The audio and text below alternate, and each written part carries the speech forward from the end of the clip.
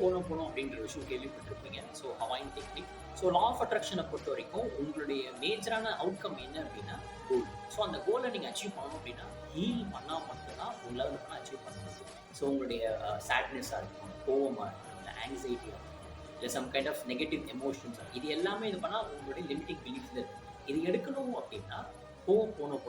But நான் சொல்றது வெறும் பேசிக்ஸ் தான். பட் நாங்கள் யூஸ் பண்ணுற டெக்னிக் என்ன அப்படின்னா அட்வான்ஸ்டு போனோம், அதாவது கான்வர்சேஷனல் போனோம்னு சொல்லுவாங்க. ஸோ உங்களோட நெகட்டிவ் தாட்ஸ், நெகட்டிவான எமோஷன்ஸ் நிறைய இருக்கும் இல்லையா, அதுக்கும் உங்களுடைய அச்சீவ் பண்ணுறதுக்கான கோல் இருக்குன்னா கான்வர்சேஷன்ஸை கிரியேட் பண்ணணும். ஸோ இந்த கான்வர்சேஷன்ஸ் இருக்குன்னா யூனிக்கான ஒரு கான்வர்சேஷன்ஸை நீங்கள் கிரியேட் பண்ணால் மட்டும் தான் ஹீல் பண்ண முடியும். ஸோ எனி கைண்ட் ஆஃப் எமோஷனாக இருக்கலாம், இல்லை ஃபிசிக்கல் பெயினாக இருக்கலாம், என்ன வேணா இருக்கலாம். ஸோ அதை நீங்கள் ஃபேஸ் பண்ணக்கூடிய விஷயம் கம்ப்ளீட்லி வந்து பண்ணால் நீங்கள் ஹீல் பண்ணுறதுக்கு அட்வான்ஸ்டு போனது இருக்குது.